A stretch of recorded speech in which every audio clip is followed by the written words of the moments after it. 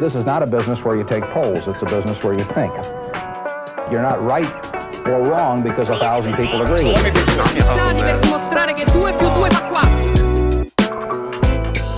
All right. Well, Charles, thanks so much for joining us for the inaugural podcast of New Founding. Great to great to have you. Appreciate the time. So figured we'd roll right in with probably the hottest news of the week. It seems like when we hang up, there'll be a hotter news probably. But earlier this week, Tucker announced that he's going to be moving his show to Twitter. We talked a little bit about this on DMs, but this seems to touch on the broader topics of power and statesmanship on the right. There's alliance between Tucker, Musk, even though there's no contract signed. You were commenting on a couple of threads, hoping certain things would happen and cautioning other people to not put their hopes on, don't put your trust on horses, as it were. What's your take on Tucker going on Twitter? Well, I think that other than don't count your chickens, it seems to me that some of the things are obvious. That is, it's a potentially powerful platform for Carlson that also involves a variety of technical things, because he really needs to bring in the boomers, and the boomers aren't on Twitter, and the boomers may get links to Twitter and so on, but that's a little bit different than just turning on the TV. So I think there's technical challenges. That said, I think that it's likely that Musk is part of his overall plan to turn Twitter into a much far-reaching entity. Will probably have solutions to many of those things, though the solution to the boomers just turning on cable TV and watching it are unclear. But it seems to me the threshold question is to what degree there's any coordinated action between Carlson and Musk. Musk has, in essence, disclaimed any coordinated action, but that, of course, is meaningless. And I think that the combination of Musk and Carlson is very powerful simply because each of them has something the other wants. Musk wants to expand Twitter beyond its ghetto, perhaps important to ghetto, but it's nonetheless a relatively narrow platform in many ways. And having someone like Carlson helps with that.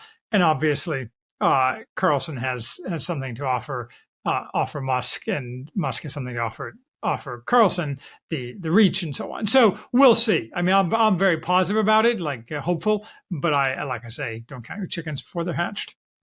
Yeah, it seemed like at least when Tucker went off Fox, some of the reaction was, Fox is screwed, but some of the other reaction, I think quite correctly, was, well, the boomers just lost their only conduit to, or one of the last conduits to sort of dissident politics. And dissident may not be the right term, but do you agree with sort of that sentiment that there was a positive gain in terms of a positive movement, but also a loss to the boomers being now disconnected from? Tucker was platforming, a bunch of these right-wing bodybuilders, if you would. No, I think that's true. I don't know to what extent his Fox Nation stuff, where he tended to have his more aggressively right-wing people show up, including me.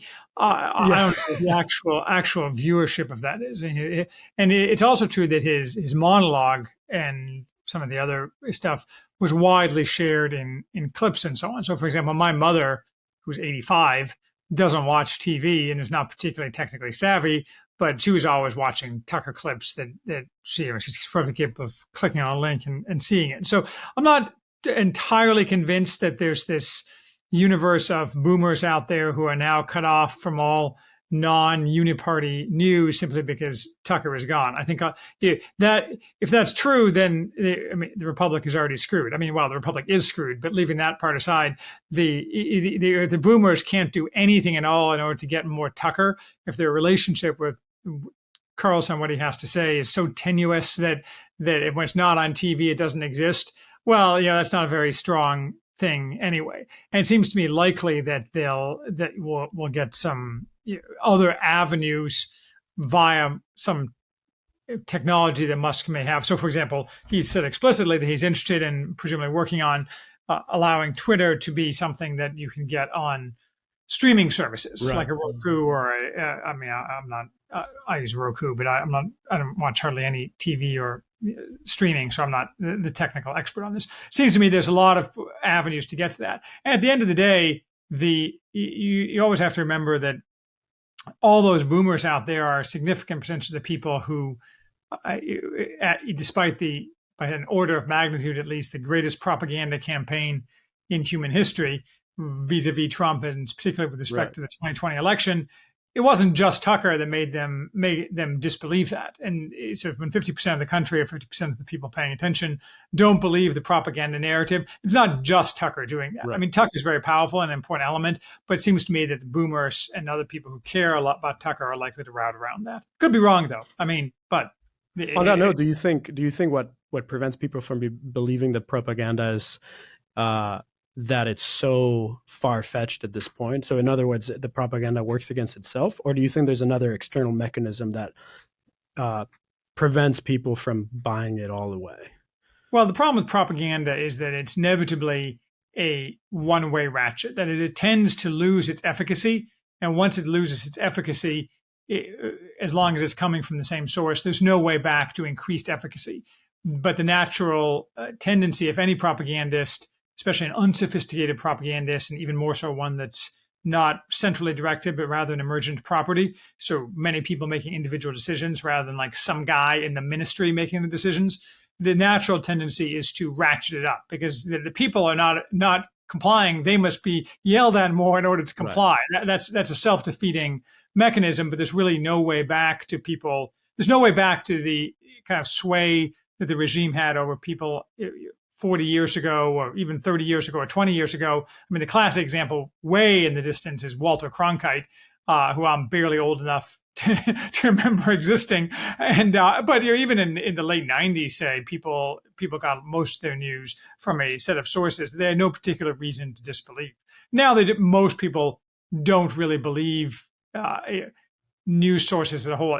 The amazing thing is that anybody does. There's large numbers of people who do, but that's just because they live in their own epistemically closed bubble. And so when they listen to regime propaganda, it never occurs to them to think anything else. But I think for the mass of people, even people who are not direct disbelievers in regime propaganda, there's hugely increased skepticism, and that can only increase unless the regime brings in some unifying theme. So when the aliens invade and they start like eating children or something, so they're obviously bad, then you can get, maybe the regime can reset their propaganda tools, focusing around, we all need to get behind the baby eating alien menace, and then they can put it, stick other stuff in that they want to. But short of some kind of resetting mechanism like that, I think the propaganda war is inevitably a asymptotically approaching zero effectiveness.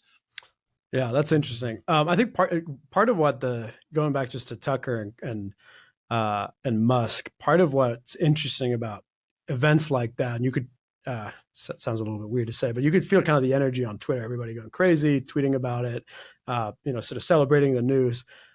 And it was similar to when Musk announced that he was going to buy Twitter, and then it didn't happen. Then he finally got it through. Again, the same sort of party online, as it were. It's interesting to me that increasingly people just celebrate when God, and I've tweeted about this before, but when men do masculine things like take over a company or take over and like act like statesmen. And I know this is a common theme or core theme of a lot of your writing. I'm curious about your take on sort of the statesmanly actions, public actions of men. You have the politicians who increasingly act like vegetables and don't act like what you would think a politician or a statesman would act. And on the other hand, you have these other guys, media or CEOs doing that. How does that tie into statesmanship and what we should expect there? I think it's an important underlying structural item that most people miss with respect to statesman-like behavior. And now I'm going to exclude, for current purposes, all the unstatesman-like behavior that exists that's just kind of clownish, whether that's political violence or what have you. But the most political actors today are on the right, at least. I mean, again, I exclude political actors like HR professionals and things like that. Those people don't count. But most political actors who are centrist or rightist are lawyers. And lawyers are inherently not statesmen. and lawyers are more or less incapable of being statesmen. I'm a refugee lawyer, but it's been 20 years, so I might be able to pull it off. But even with me, lawyers both are by training and by self-selection are both risk averse and trained to have other people make the decisions. So you see someone like extreme example is someone like Trump, who is the core or the total opposite of a lawyer. But that's one of the problems with DeSantis. Look, I like DeSantis he's fine. A lawyer's worst nightmare. He's a lawyer. That makes him basically lawyers are one step. I mean, accountants are even worse. They're just not political actors. That's why lawyers. And I used to see this as a mergers and acquisitions lawyer. Every profession has a personality, and yeah, there's exceptions, but for the most part, any lawyer who spent a significant time as a lawyer is never going to be a statesman or CEO or anything that's awesome. They may be a successful lawyer. He may be a successful lawyer, but sometimes people will give examples like Andy Grove, who's used to run Intel. He was a lawyer. Well, yeah, okay, he went to law school, but that's kind of irrelevant if you just go to law school. Lots of people drift into law school. I'm more talking about people who have actually practiced as lawyers. Mm-hmm. So you see that with Musk, right? Musk is unique just because that's the way it is. He has this slightly on the spectrum approach to things, and he's not, but fundamentally he views the world as a businessman does, not as a lawyer does, and that is much closer to being a statesman than a lawyer can ever be. So I think if you need to discount all lawyers for purposes of analyzing who in the future will be statesmen. Yeah, I mean, so on that same kind of on that vein, CEOs, I think the contemporary view of CEOs, however, is that, again, Musk excluded, they are generally going to be, at least in our current moment, they're not enterprising, they're not dynamic people. They're going to, cave to the bureaucratic demands of the HR, strata of their org chart. So you said every position has kind of a personality. Where did that personality where did it go wrong? Where did it go from a CEO as somebody that's dynamic, leading, masculine, essentially in a sense, now to a bureaucrat? I think it's more than just personality. I will answer the question, but the most CEOs are worthless, like objectively worthless. Like the average college student who has some basic accounting and has the right personality would be better as CEO of any Fortune 500 company than the current holders of those positions. That's just a given.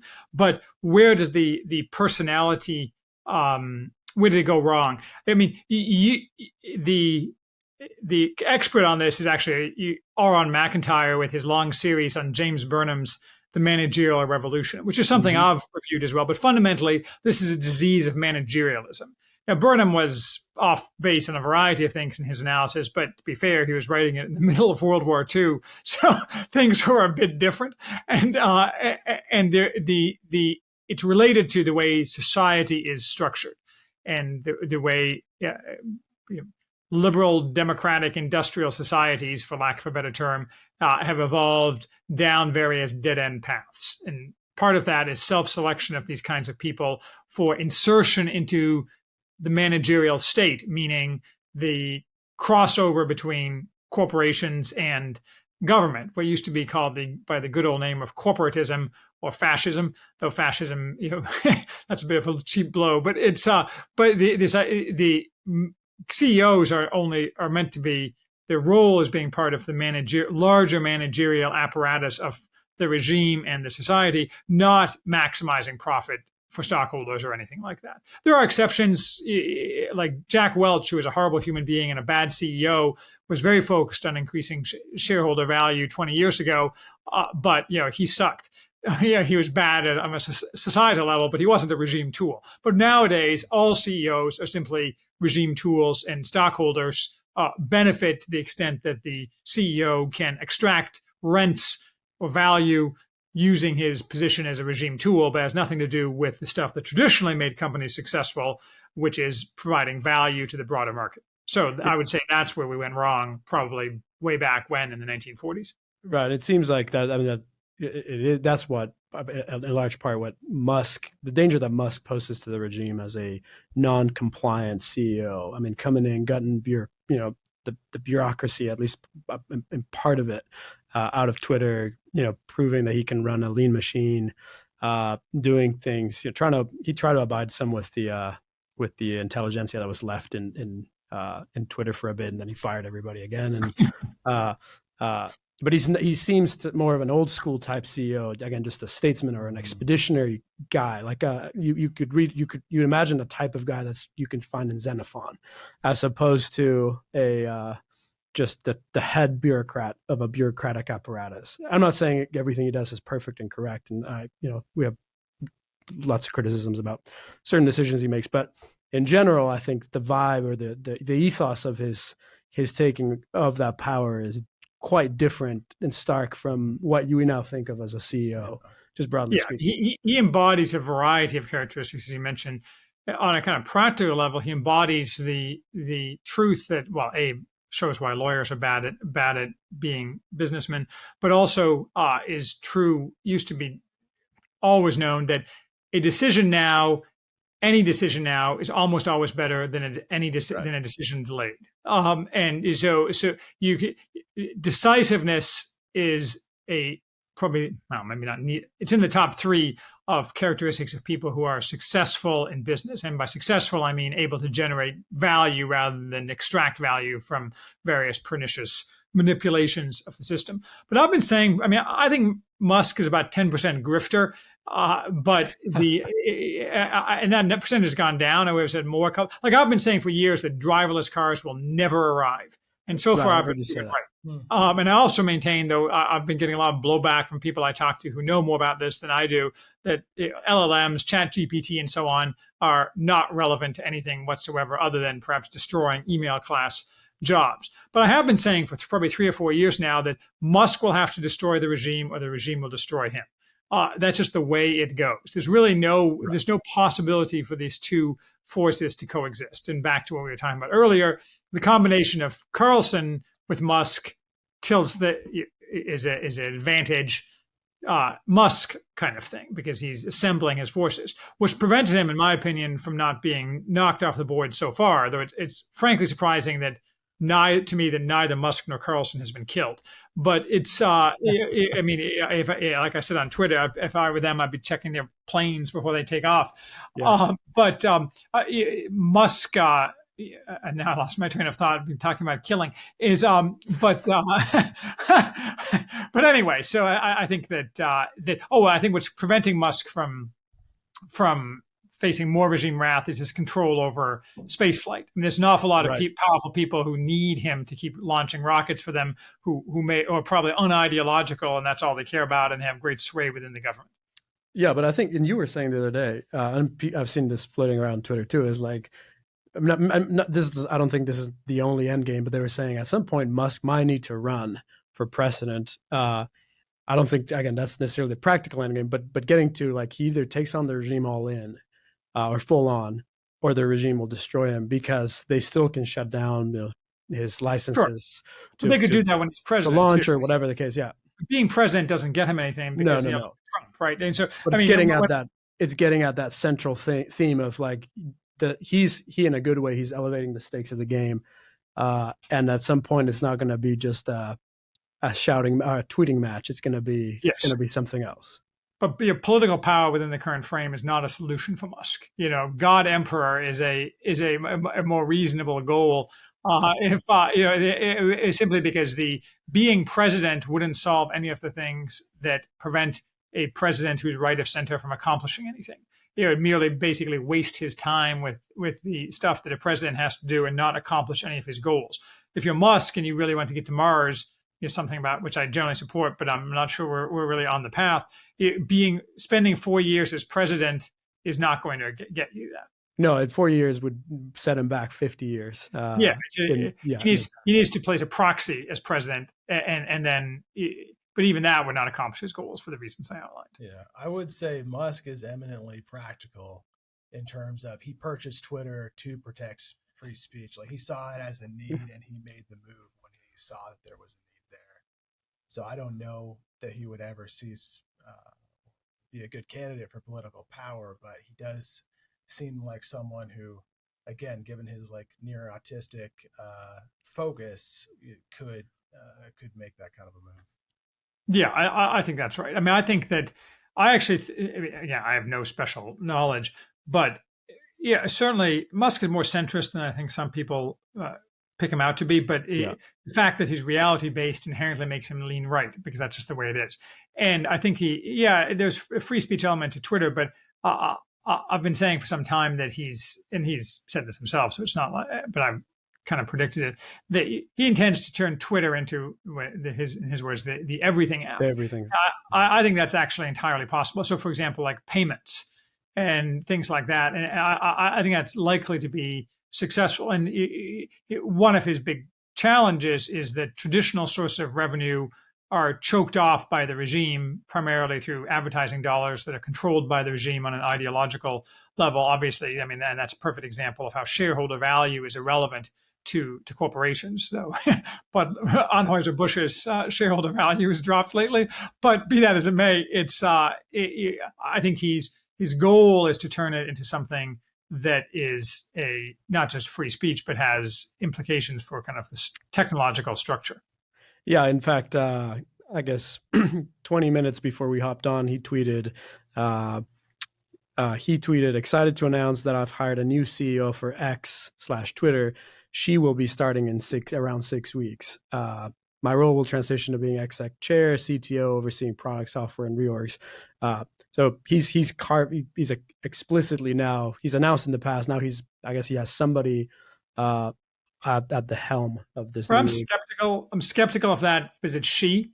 I mean, the person who runs SpaceX is a woman, but she's primarily, I think, does softer touch stuff rather than Musk type stuff, which is not softer type. And the fact is that extremely few women have the personality that's necessary to accomplish something like this. Right. So either he gets sucked into making all the decisions himself, or all the edges get blunted off and nothing happens. The chance, I mean, there are no successful tech women CEOs or entrepreneurs. And so Liz Holmes, she was a great CEO. Yeah. And so, I mean, there's not like people like Marissa Mayer, who ran Yahoo for a while. These people who. So I was pretty disappointed when I saw that, because the chances that he found some unicorn person to run Twitter are close to zero. Yeah, no, same, and I immediately retweeted it with a disappointing meme. No, I didn't see that, but yes, I didn't say what, but it's aimed at a particular aspect of that tweet. So yeah, sure. No, so kind of part of this conversation as we talk about statesmen. Now there's statesmen, but there's also Caesar, and you've talked a lot about Caesar.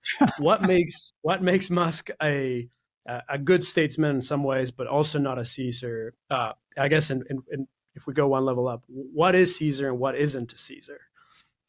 Well, I keep using this quote from Cicero lately that about Caesar during Caesar's civil wars when he was fighting Pompey, and Cicero was on the other side more or less. But he described Caesar as a man of unsurpassed daring, hardened to every danger. There is nobody like this now. Awesome. I mean, Caesar got up every morning and did whatever he did, but I don't know, a couple hundred of those mornings, he thought it was pretty likely that he was going to die that day. I mean, nobody does stuff like that. People have to go to huge lengths to avoid any days on which they might die. And so there's just nobody like that. You can't have a Caesar unless you have somebody like that. Although the alternative is someone who just wants a lot of stuff and won't take risks for it. And that's another name for that is loser. And so you could sit. Now, that said, classically, people turn from one thing to another sometimes. There's someone who seems like he's just an average guy, sometimes wakes up and decides to take a different and radically different path. And sometimes the path is a Caesarist path. I mean, this is typically true for military men more than anything else. I mean, insurance adjusters don't typically wake up and become Caesar, though that could in theory happen, I suppose. Yeah. So that's another question on the Caesar topic. I mean, the previous Caesar himself, obviously, military glory in Gaul, crosses the Rubicon, Napoleon, successful Italian campaign, rises to power. Present day, Bleak. Bleak. Maybe if 15 Sure, years ago, 20 years ago, you could have seen a military leader rising, but that doesn't seem to be the sector that type of person would rise up in today.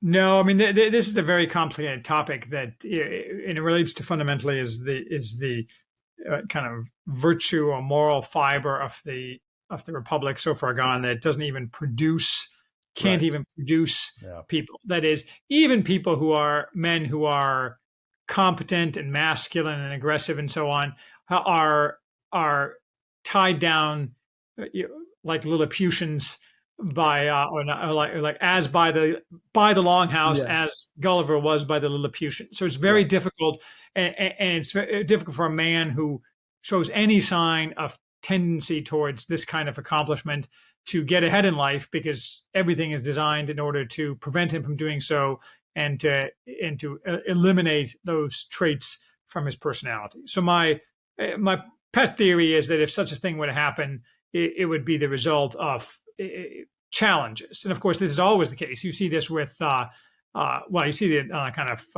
less spectacular scale with people like George Washington. You see it on a spectacular scale with people like Napoleon. Obviously, the times were suitable for someone like that to rise. That said, I mean, this is a very feminized and old society, so that's bad.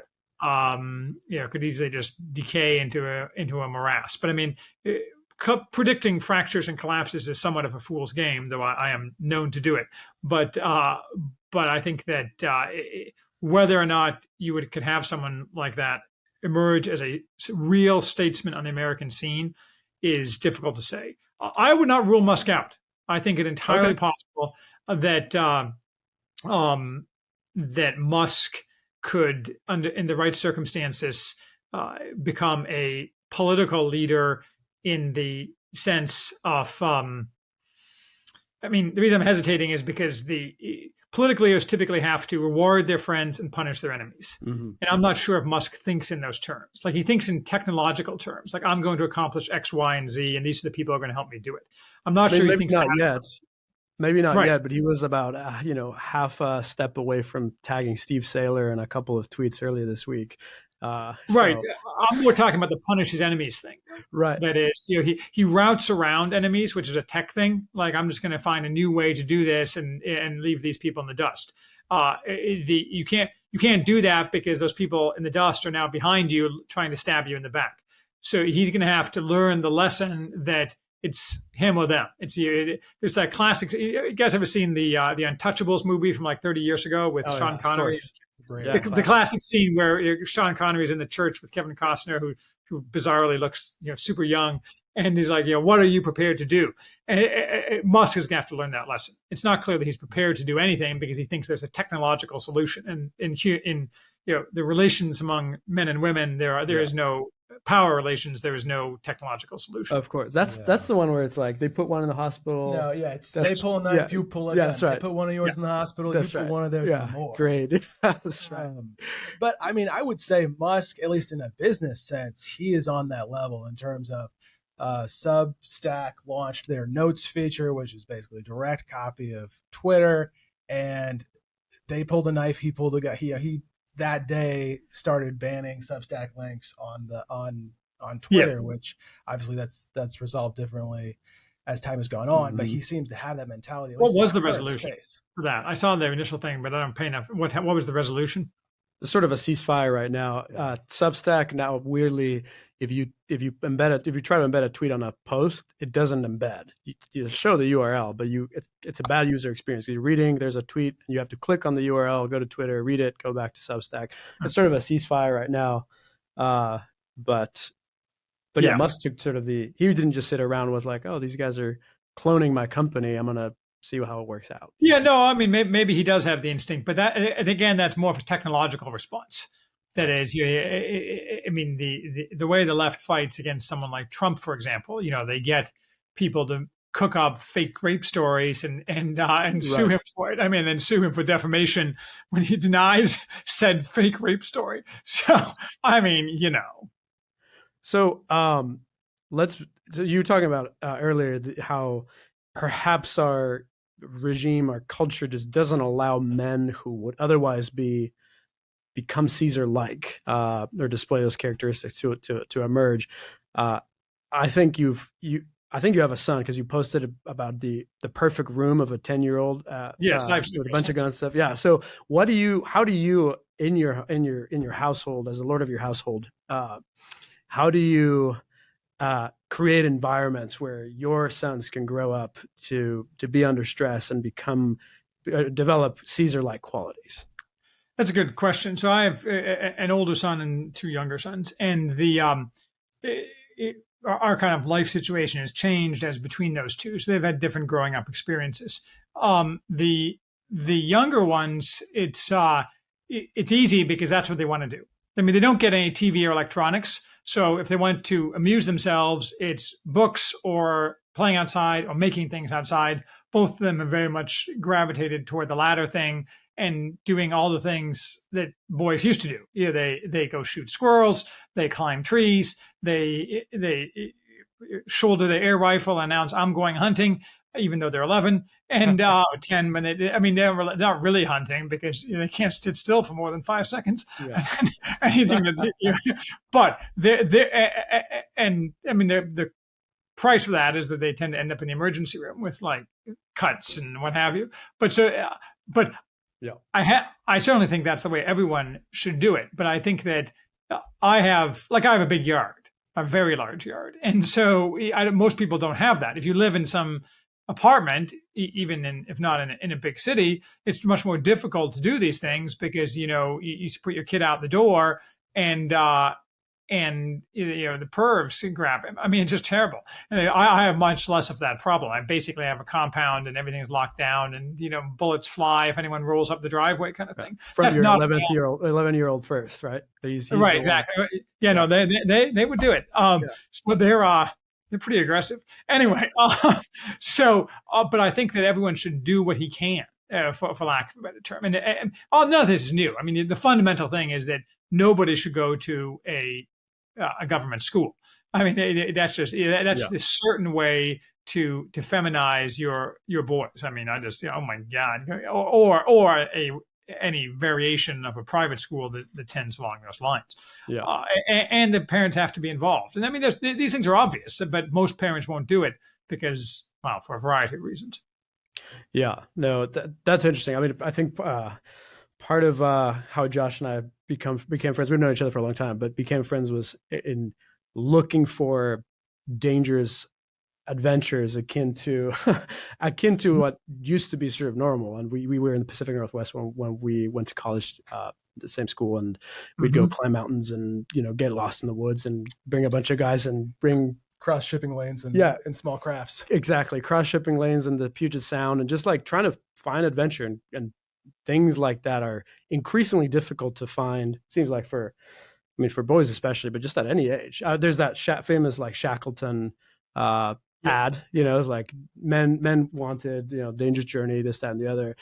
And it seems like most of that energy now just goes to either corporate, a corporate job.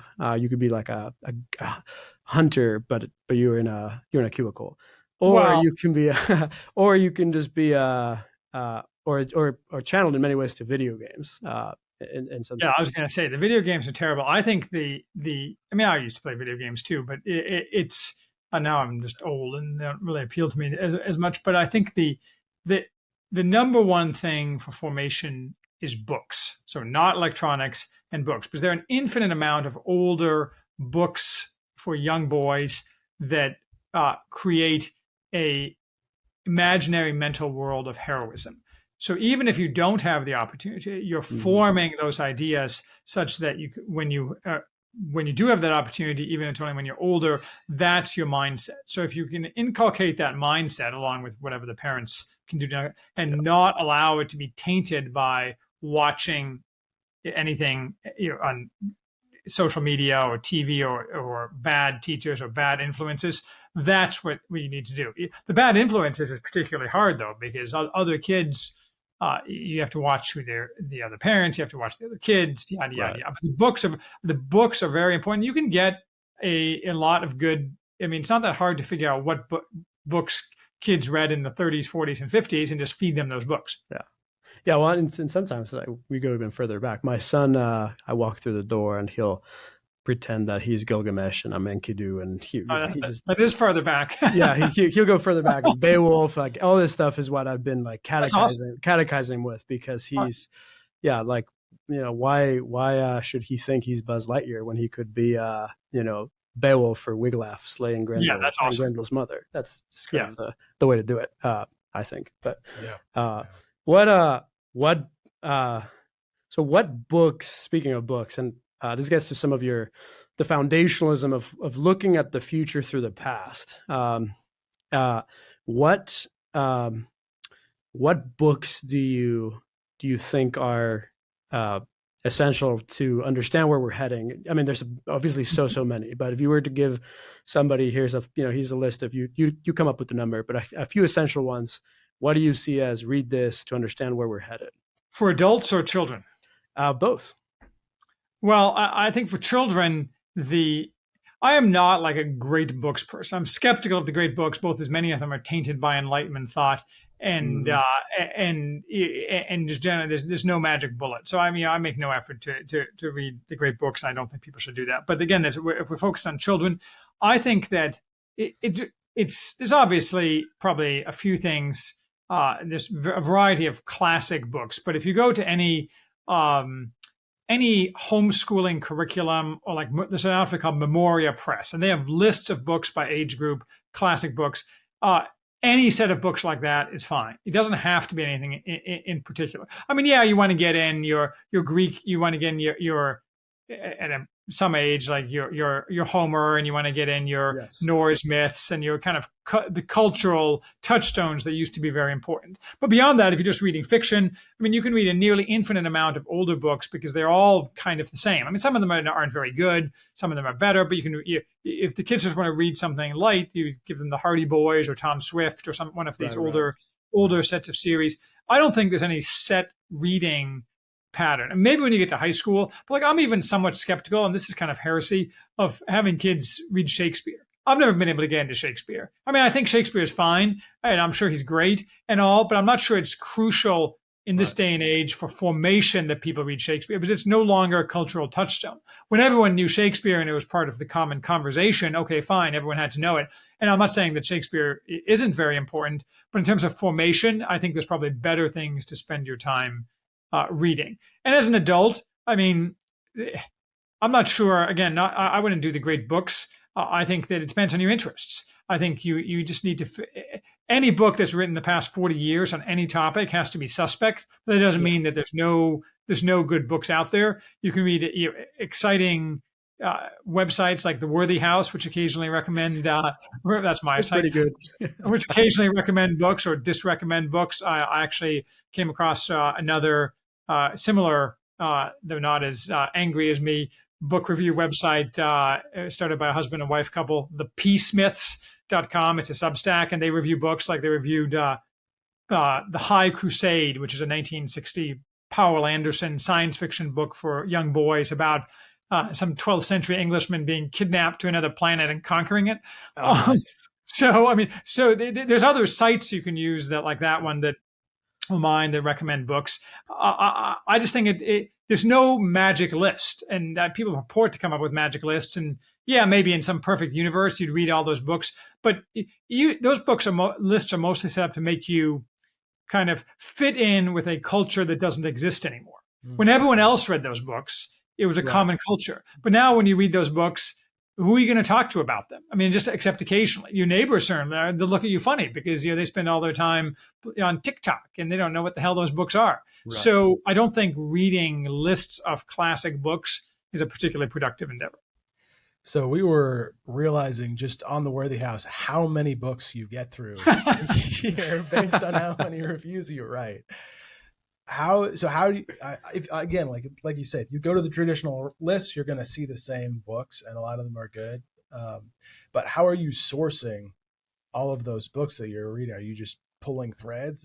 Well, I own a lot of books, but I mean, the answer to I acquire those books by pulling threads primarily. I see something and I buy it, and occasionally I come back to it. But I have almost 10,000 physical books. And so I can kind of just range down the shelves and find something. I am finding it somewhat difficult to, my pace has slowed down somewhat in part because I'm writing somewhat longer pieces, but the biggest problem is I don't like to repeat myself. So I'm not going to read and then write about a book that's basically on a topic I've already done. Right. And so that makes it a harder road to, and some things, it's not that the book topic is the same, but what I would say about it that has nothing new. And I swore off reviewing books just to trash them as well, because it's shooting fish in a barrel after a while and kind of a waste of time. So that tends to lead to like longer projects. For example, I have a stack of books here that I've read. I need to write a long piece on the Hungarian Red Terror of 1919, which is there was a brief communist regime in Hungary. I'm not sure it has as many lessons for us as some other episodes from around that time frame, but it's something I want to do. But it takes a long time to put all that stuff together. So I did that because I'm half Hungarian and I can read some of the Hungarian and so on and so forth. So the answer is there's no magical, I don't have a long list of stuff I'm going to get to. And in fact, more and more I start reading books and then I just stop reading them because I'm not getting anywhere with them. Yeah. So with 10,000 volumes, I'm assuming you can't read all of those. I mean, yeah. He's the leader of the maximum leader of the worth. Maybe he can. Maybe he can. Yeah. Maybe he can. But yeah, no, what's your thought on owning versus reading? I'll never. Well, I mean, as we touched on off camera, I have a library that I'm kind of putting together, and probably ultimately with 20,000 books, 20,000 is kind of the target. But the point of this exercise is to have this library available for the extended friends and family kind of routine, as well as, though this is a secondary thing, to the extent that it becomes more difficult to access these books either through censorship or simply because things have gotten janky, it allows a repository of knowledge. And that's kind of a highfalutin goal, but still, I think it's worth doing. Are you memorizing any of these like Fahrenheit 451 where each person memorizes? Yeah, it's like that guy is the that guy is Beowulf and that guy over there. I don't think that's likely, but you do have there was a science fiction book, Lucifer's Hammer, about a comet strike. This is like a 1980s book, and I read it as a kid. And one of the characters goes to great lengths to, as the floods roll over the earth, to preserve a whole bunch of books by sealing them up in a specific location. So there's something to be said for maintaining that level of knowledge. I'm not overly worried about the comets hitting the earth, though it certainly would make for the boring times more interesting. But nonetheless, having some repository of knowledge, I think, is useful. Is there a book that's well regarded on the popular right today that you would say absolutely not, it's terrible? That's a good question. A book that's well regarded on the popular right that's just terrible. I can't think of any. I mean, some people who I think are a little bit behind the times and not willing to see things for what they are, still turn out good books. Like Rod Dreher is a good example. His books are excellent, and so I have my philosophical disagreements with him, but his books are excellent. I can't think of. I mean, Bronze Age Mindset is excellent. Everyone should read it. Patrick Deneen's book, I think he's coming out with a new one, but his old one, Why Liberalism Failed, is good. I mean, I don't read any, like when Ann Coulter comes out with a new book, I certainly don't read it. There's lots of like crap books like that, or all these shouting talking heads like Mark Levin or whatever. I mean, those people don't interest me. Just recycled talking points. Yeah. Right. I mean, that's just a waste of your time. Right. Or, when Mike Pence comes out with his hot new autobiography, I just assume it's trash. Written by ChatGPT. Well, I'm from Indiana and Mike Pence is from Indiana, so I have to be ashamed all the time. Jim Jones and Mike Pence from Indiana. Anyway, Jim Jones was the guy who killed a bunch of people in the 80s. Yeah, has a great series on that. Yes, exactly. Anyway, so no, if you name some books, I'll tell that you think might qualify. Maybe I'm just missing them. But and you're writing one, correct? Or at least you hinted at something. I've hinted at writing a book about foundationalism, but and I have a kind of blocked out. But I'm not sure that first of all, things keep changing. And second of all, it's an awful lot of work for I'm not sure what the return is. I don't mean financial return. I'm not sure that like a book is I have a manifesto already. I'm not sure the book, since the nature of foundationalism is meant to be an organic system that evolves within certain general frameworks. I'm not sure a book ranting more about my manifesto would really be all that useful to anybody. So I was reading your review of Fitzpatrick's War, and that made me think, if you were to write a science fiction like of the next 10 years, this could be a book. This is a book that I would definitely read. Your science fiction of the next 10 years based on history, based on the past. Not that it's going to happen, but what you would project, what would that be? Well, it actually wouldn't be all that dissimilar to Fitzpatrick's War.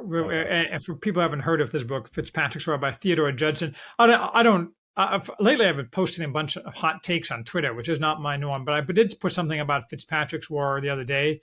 I don't know if you saw it, but what I said was that people throughout my life have told me that this book or that book will change my life. And none of those books ever changed my life.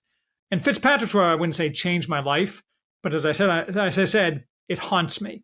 And Fitzpatrick's War is a future history of from looking back from the 26th century, partially to the 20th century, but also to the events of the 25th century. But I mean, look, I'm an accelerationist catastrophist. I expect things to get worse on any number of axes. Some of them strictly political, but many not political. And I don't think that there's going to be any countervailing successes. I think technological innovation that's beneficial, that has positive social value, has come to essentially a complete halt. For example, even in terms of things like medicine, all the effort goes into making diabetes drugs that can be sold off-label to fat people. I mean, what the hell? I mean, what kind of a society puts all its money and time into this? Not to mention that those drugs also have significant side effects, which diet and exercise, improving your diet and exercise don't. But I'm on record as saying that I don't expect the United States to be in its current political form by 2030. Mm-hmm. That is, it may have some of the names of the current political form, but in essence, I think expect it to be completely different.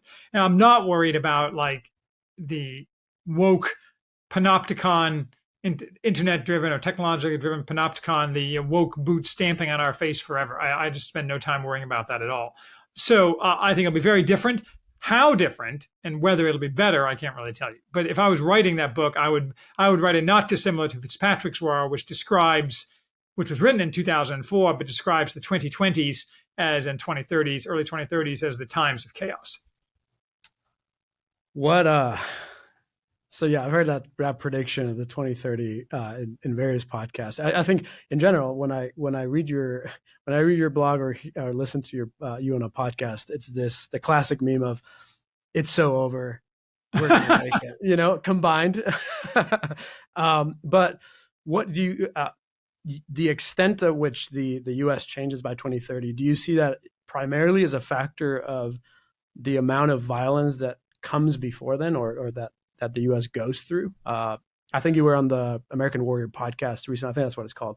Yeah, there was some talk about that, but what do you see as the primary driver for the disassembling of the current form of the U.S. by 2030?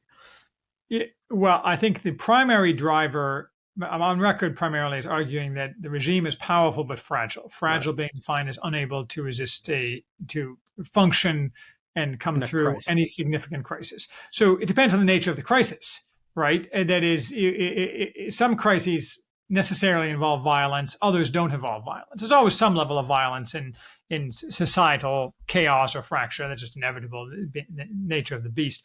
But I'm not anticipating necessarily civil war, and again, civil war has any number of sub-definitions and so on. I do think that the squeezing... Would you call it more like civil fracture? But civil fracture, yeah, but I think there's always going to be some aspect of violence around civil fracture, but you can imagine a relatively peaceful variety of that, though, again, none of those things are ever peaceful. But squeezing the stupidity out of the system is something that is necessarily going to be unbelievably painful for any number of people. And right now, there's a kind of a collective delusion. I was actually talking to someone else about this, not in public, how the collective delusion is basically what supports the economy, because it's back to Musk. Musk fired 80% of the Twitter employees who did nothing. That's most of our society. Most of American society does nothing of net social value. Well over 50% of people in white collar and semi-white collar type jobs. 95+% in academia, probably closer to 99% in academia. So all those people provide no value, and at some point that'll become evident. But right now, it's a collective delusion. It's like the way the Germans solved the hyperinflation of 1923. They announced there was a new currency and there's going to be traded at 2 to 1, and everyone just agreed to pretend this new currency was sound, even though it was no sound to the earlier currency. Right. I mean, everyone just agreed to pretend, and fundamentally, that's what we're doing now. I mean, I think there's also just an element of the dollar is the reserve currency, which allows us to do certain things and so on. But it's going to be so over before 2030. But what exactly that means is hard to say. Yeah. It definitely feels like, I mean, I've talked to people, because of the nature of our jobs and what New Founding does. We talk to a lot of people, and part of what we do is we try to help people prepare in some shape. I mean, yes. Really, in a way, that's what we're doing. And sometimes I think that's faced, not the people that we talk with or through work, but more broadly, people I talk to about this, sometimes their reaction is, that's just doomerism. And some of these are good people. Sometimes they're older. Usually they're older. Yeah. Or that you have that boomer sort of optimism, I suppose, that no, it could never. I mean, yeah, it might get crazy, but never where things start to break down. And you're met with almost a rejection of the idea, not because it's unsound, but because it's uncomfortable. Because it's painful to even consider the possibilities for catastrophe. Right. But I mean, we know things will break down at some point, historically, that's just that. Right. So it's only a question of when. And as Richard Posner, who's a federal judge, now retired, said, all apocalypses are falsified except the last. Yes. So, I mean, I always make the joke, and I'm sure you've heard this joke from me, that when we start getting towards 2030 and nothing's happening, I'm going to adjust to 2035. But like every good prophet of doom, right? I'm like the Millerites. The Millerites were an early 19th century sect. The prophet kept adjusting the date of the end of the world. Yes. Well, and it does seem like there is a full-on struggle right now against those who are extractive and those who are maintaining and extracting from the previous systems, and those who are building new systems, like Musk actually build something from scratch. You think it's an open question of whether those two sides, whether there could be a positive outcome over the next 10 years? Well, I think there's no positive outcome without getting rid of the stupid. So I think it's very important to build these structures so they can be dropped into place when the underbrush is cleared with fire. But the fact is that if you're the 80% of the people who provided no value at Twitter or at all these other companies, you have to eat at some point. And in order to eat, you're going to have to provide value in a society that doesn't allow you to be a parasite anymore. It's not clear exactly what that would look like in terms of how that would be reified to those people. But the fact is that we can't steal from everybody else forever collectively, especially as this is the Peter Turchin elite overproduction thesis. You get more and more of these useless eaters who are clogging up the system as parasites. So eventually they'll have to do something. And that may, my theory is that some small amount are ideological enough to want to go down fighting, but the rest of them will simply change their views and get a job that allows them to eat. And that'll presumably be a job that's set up with the structures of people like New Founding. They're setting up the structures for companies and businesses that provide real value. It may not get them $200,000 a year anymore to do nothing, and they can't do TikTok videos about doing nothing, but they'll be able to eat, because the fact is that any human person who's not disabled can provide value to somebody. I think I think you're right, and part of this maybe it's just my personality. I like conflict. I like what the stakes are very, very high.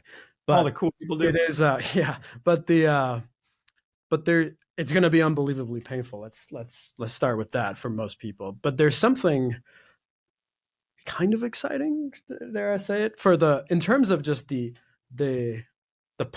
landscape now being a place where you can be enterprising and dynamic, and there's no more of this. Ideally, if we survive, there won't be any the morass of bureaucracy that clogs up just modern life. Like, you want to do whatever, sure. You have to wait. And, I moved to Texas here for New Founding last year. And then I was like, there's all these rules about becoming a resident, and you have to do this first and that first, and then get your car license plate and registration. And then you have to get it inspected. And then you have to schedule and everything. There was a wait time. And when I went to, wanted to get my license, I was like, I'll just go to my license. Nope, it's a 4-month wait time, and you have to show up. And if you don't do it exactly right, and the bureaucratic lady in front of you doesn't like how you print the page, you're back out in back to the front of the license. That's just asphyxiating. But it's not that hard to get back to that. I mean, there's a famous passage in a book on English history, 1914 and 1945, by A.J.P. Taylor, who is one of the probably largely forgotten now, but one of the greatest English historians of the 20th century. He begins his book by saying, basically, up until the Great War in 1914, and he describes in poetic language how an Englishman could basically spend his entire life with zero contact with the government, except for like getting the mail delivered, kind of thing. And so, and that was at the height of the British Empire. So there's no need to run a society where the government is up in your cheese and so on. It's not a question of going back to the Bronze Age so we can get our own space and not have the bureaucraties. It's not that hard to get back to it. We just need to turn all the useless eaters into productive human beings again. Yeah, absolutely. Are there particular events, Charles, in history? I heard you talk about in another podcast, the Finnish Civil War briefly, but are there any other events that you see as helpful analogs or lenses for what we're experiencing and what we're potentially about to experience? Well, the Finnish Civil War is certainly one, but that focuses on violence again. That's one of my underlying theories, is that the violence is likely, if not inevitable, simply because the left, historically, there's not one example of the ideologized left not immediately turning to violence if they feel that political power is slipping from their grasp. Mm-hmm. So if Trump were to win again, that would almost certainly result in extremely widespread violence and probably civil war. But there's other periods of history that are, so I have another stack of books here on the Thermidorian reaction. So the Thermidorian reaction is the period immediately after the overthrow of the original French revolutionaries by people who the Jacobins, that's simplifying it, mm-hmm. who were the other people who were next in the execution list looked around and decided they weren't going to wait. And then you had the Directory, and then you had Napoleon. So there's this interregnum period, basically after an extreme left-wing regime, where people try to get their footing, and then ultimately you end up with Napoleon. I'm not sure how direct the lessons would be to something like we would have, but I certainly think that the left is capable of a Jacobin phase. Though I will say, back to when I read there was a fascinating short article by a guy named William Briggs, posts on Twitter. Mm-hmm. He does a lot of statistics stuff, but he had a fascinating point. He's like, why is it that given how evil the regime is, that we don't have classic left-wing things like just open murders of their political opponents and people disappearing in the middle of the night? And he laid it up to the feminization of everything. That is, we have that instead that because even the woke left is largely hyper feminized, they don't actually do things that traditionally men did, like cave in the skulls of their opponents, because they're somehow incapable of it. I mean, I'm not recommending caving in people's skulls. That's traditionally what the left does. So that I think is also may prevent us from descending into a complete Jacobinized left situation here. On the other hand, that would provide a clarity, so it's a double-edged sword. Yeah, I guess as long as the HR ladies are kind of leading the opposite military, we have a very strong winning chance. Yeah, right, exactly. I mean, that's what it boils down to.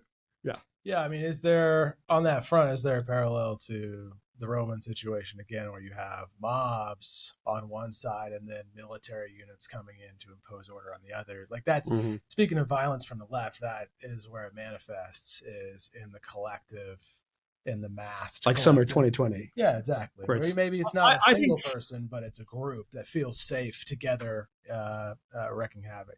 There's definitely parallels, but I think the thing that's missing in all Roman analogies is the ideology.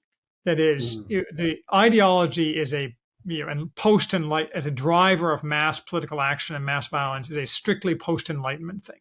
Like, well, that's not true. You could adduce like the religious wars of the a couple hundred years before that, but the Romans didn't. I mean, there were plenty of mobs, but all they wanted was free stuff, right?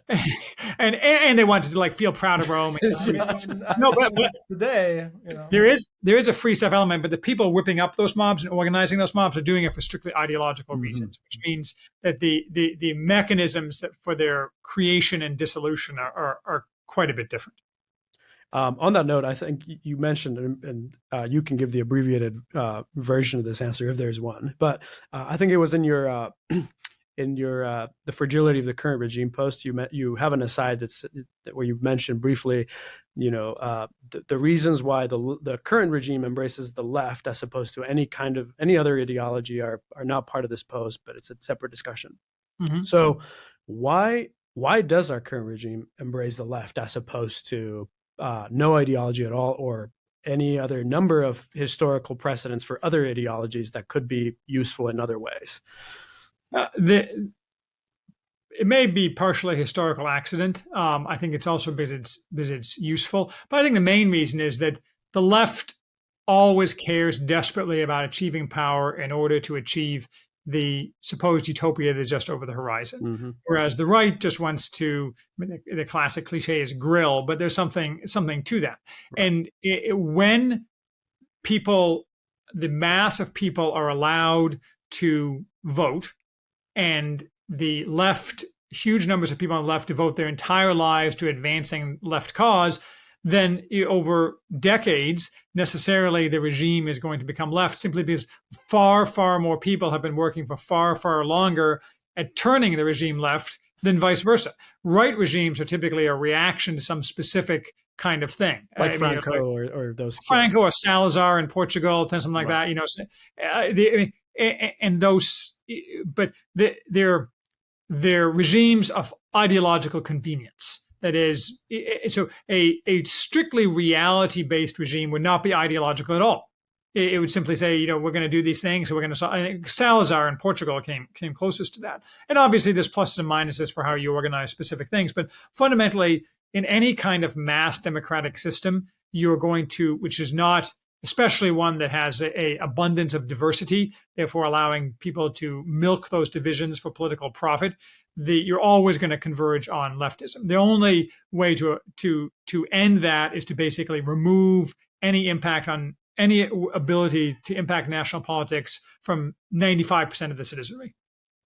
Yeah, it's sort of like, just burn through. It's a what do you call it? I'm blanking on the term, but all-out war essentially. There's no, leftism enables them to have no breaks in a way.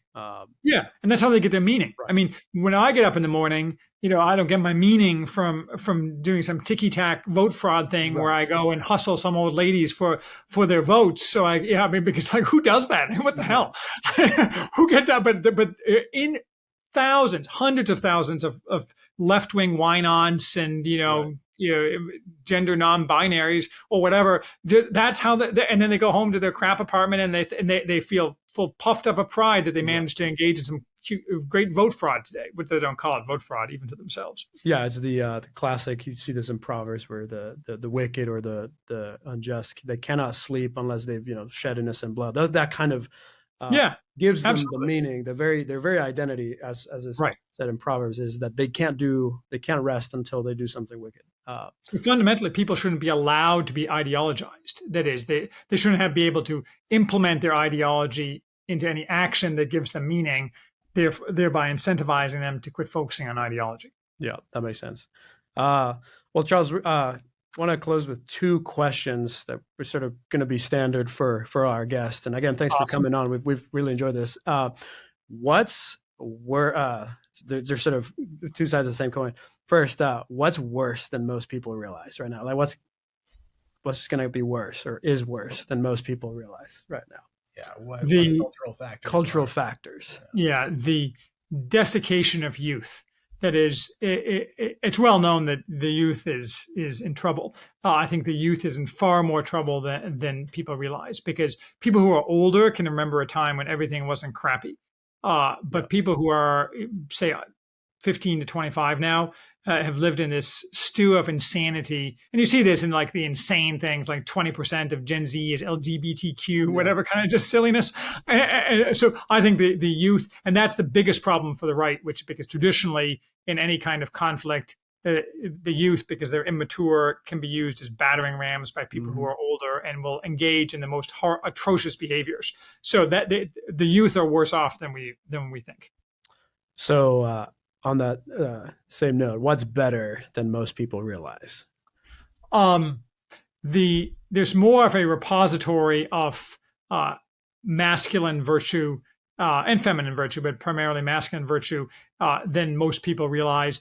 Though it's not divided as most people think on a kind of urban-rural divide. I mean, there's plenty of places in rural America that are doing extremely badly in terms of various forms of virtue, but that everyone, you mentioned doomerism earlier. I regard myself as an optimist. I'm a techno-optimist, but I'm also an optimist for the future of the country. I just don't think the future of the country includes, the United States. But I think that there's a tremendous amount of untapped and perhaps needing to be molded virtue or remolded virtue, re-educated virtue in America, more so than in other Western countries. That is, I think that, for example, my wife's Australian. The Australians are shot. There's no virtue in Australia. It's a crap country with crap people who it's basically like when Abraham bargained with God over Sodom. Can you find 10 righteous men in Australia? Well, maybe, but Australia is just, and that's a little bit unfair. There's probably like 5%, but I think there's a lot more virtue in America than there are in England's even worse. Oh my God.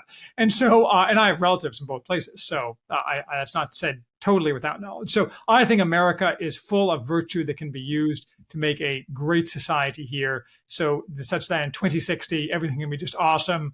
We'll have chocolate raining from the sky. It'll be just awesome.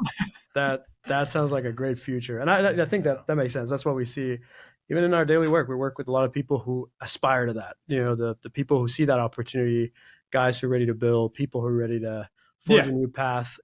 Some people just sort of collapse and crumble when the stakes get high, but others just emerge and they go all in and they go all out. And it's exciting to work and see those people emerge. So Charles, thanks so much for coming on. We enjoy this tremendously.